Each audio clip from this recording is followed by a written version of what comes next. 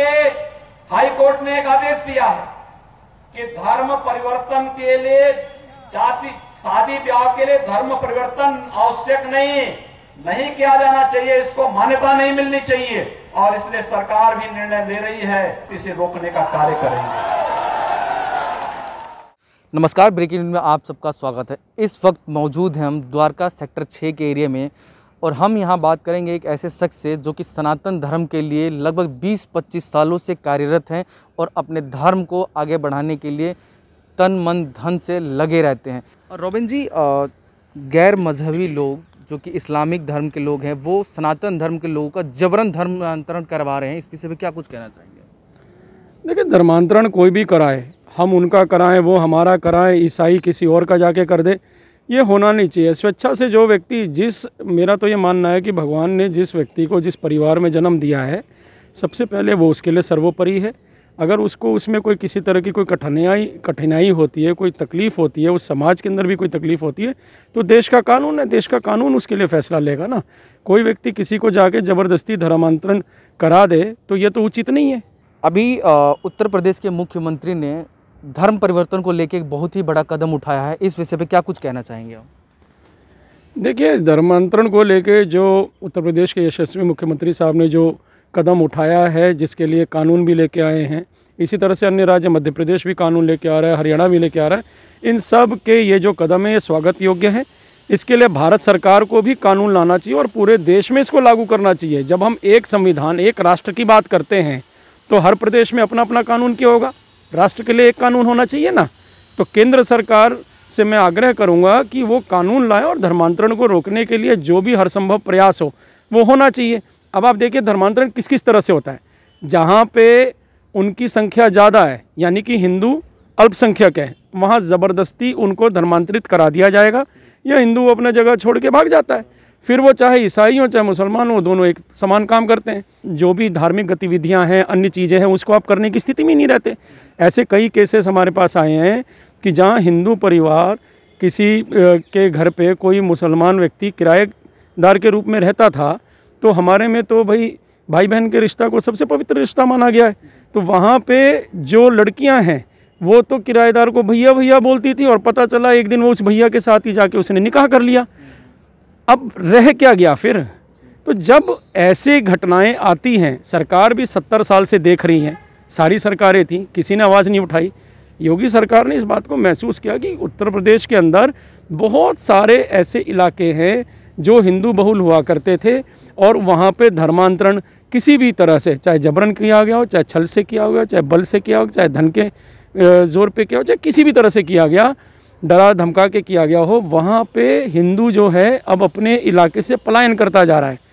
मुजफ्फरनगर में क्या हुआ था, वो इसी का कारण है ना। इसी तरह की कई घटनाएं ऐसी हुई हैं और लगातार होती जा रही है, जिस पे सरकार को अंकुश लगाना ज़रूरी है। हम दिल्ली में रहते हैं और दिल्ली एनसीआर में तमाम इस तरीके के मुद्दे आए हैं। आपने देखा होगा पिछले ही 2-3 महीनों के अंदर एक गुड़गांव के अंदर इस तरीके का केस आया था, तो इस पे क्या कुछ कहना चाहेंगे? दिल्ली सरकार को भी इसके ऊपर कोई ठोस कदम उठाना चाहिए क्या? आप गुड़गांव की क्यों बात कर रहे हो? आप पालम की बात कीजिए, आप ककरोला की बात कीजिए, आप मटियाला की बात कीजिए, आप नजफगढ़ की बात कीजिए, जहाँ पे हम मानते हैं कि हम हिंदू बहुसंख्यक हैं। क्या हो रहा है इस इलाके में? आप देखिए, दुर्गापुरी का इलाका देखिए, वहाँ पे जिस प्रकार से मुसलमानों ने पूरी गली की गली अपनी बना दी और जन्माष्टमी का जुलूस नहीं निकालने देते। आप इतनी दूर क्यों जा रहे हो? आप अपने बगल में देखिए ना। आप कोई भी व्यक्ति मुसलमान आपको मिलेगा तो आप खान साहब करके संबोधित करते हैं, और वो ऐसी घटनाएं लगातार हो रही हैं। और हिंदू समाज अगर नहीं जागेगा तो सीए का जो प्रदर्शन था, सीए का जो दंगा था, वो एक ट्रेलर था, अभी तो फिल्म देखना बाकी है। तो इसीलिए ये जो योगी सरकार ने जो कदम उठाया है, स्वागत योग्य कदम है, और अभी आपको प्रोएक्टिव पॉलिसी अपनानी होगी बिना किसी प्रेशर के। आप सीए एनआरसी लेके आ रहे हैं, बहुत अच्छी बात है, हम सब स्वागत करते हैं। उस पर अडिग रहिए। जो विरोध कर रहा है वो देश के कानून का विरोध कर रहा है, उसको बोलने का अधिकार है, लेकिन विरोध इस तरह जाके नहीं करेगा कि देश के टुकड़े टुकड़े करा दे। अगर सरकार की कमिटमेंट है सीएनआरसी के प्रति तो पूरी तरह लागू करें। सरकार अगर समझती है लव जे, आप समझ रहे मैं क्या कहना चाह रहा हूँ, अगर वो गलत है तो केंद्र सरकार भी इसको लागू करे और अविलंब लागू करे। इसमें चाहे सरकार रहती है रहे, जाती है जाए, पर ये कानून ऐसे बना दिए जाए जो भारत में रहने वाले हिंदुओं को हर तरह का प्रोटेक्शन दे। अगर प्रोटेक्शन सरकार नहीं दे पाएगी तो कौन देगा? फिर हिंदुओं को क्या सड़क पे उतरना पड़ेगा? देखिए, केंद्र सरकार, राज्य सरकार सब अपना काम कर रही है, दिल्ली सरकार भी करे ना। हर बात पे नए नए फतवे जारी करती है दिल्ली सरकार। गरीब आदमी को बोलती है 2000 रुपये का मास्क पहन के घूमो, नहीं तो चालान काट दिया जाएगा। जो बेचारा 2 जून की रोटी नहीं कमा सकता, जिसकी हालत बहुत दयनीय है, उसको रोजी रोटी नहीं दे सकती, उसको किसी तरह से आप सहारा नहीं दे रहे, और उसके ऊपर 2000 का जुर्माना भी आप ठोकते हो। चलो माना कि आपकी मंशा ये होगी कि उसकी जान बचे, चलो ठीक है, ये भी मान लेते हैं। लेकिन उन बच्चियों का क्या, जिनको लव जे के नाम के ऊपर में धर्मांतरित किया जा रहा है और उनसे 4-4 बच्चे पैदा करा के उनको उनके हाल पे छोड़ दिया जाता है। ऐसे अनगिनत केस हैं। उस पर क्यों नहीं दिल्ली का महिला आयोग बोलता है? उस पर क्यों नहीं कोई बोलता है? उस पर केजरीवाल क्यों चुप है? इनको सबको आगे आके यहाँ पे दिल्ली में भी यूपी की तर्ज पे, मध्य प्रदेश की तर्ज पे, हरियाणा की तर्ज पे कानून बनाना होगा। और फिर ये बहाना ना लगाएं कि इस पर राज्यपाल रोक लगा देंगे। आप बना के भेजो, राज्यपाल और गृह मंत्री और केंद्र सरकार आपका समर्थन करेंगे। अगर ना करे तो फिर उसको भी देखा जाएगा। चलिए, बहुत बहुत धन्यवाद। धन्यवाद। हमने बात किया भारत के अंदर बहुत ही तेज़ी से बढ़ते धर्मांतरण को लेके, किस तरीके से लोग जबरन धर्म का परिवर्तन करवा रहे हैं। उस पर रोबिन जी ने बताया कि दिल्ली सरकार को भी बहुत ही सख्ती से इस कदम को उठाना चाहिए ताकि सनातन धर्म के लोग सुरक्षित रहें।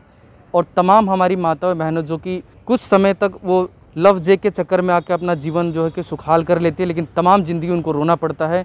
इस विषय पे आगे भी कई लोगों से चर्चा करेंगे। सहयोगी विजय त्यागी के साथ राहुल शर्मा, दिल्ली।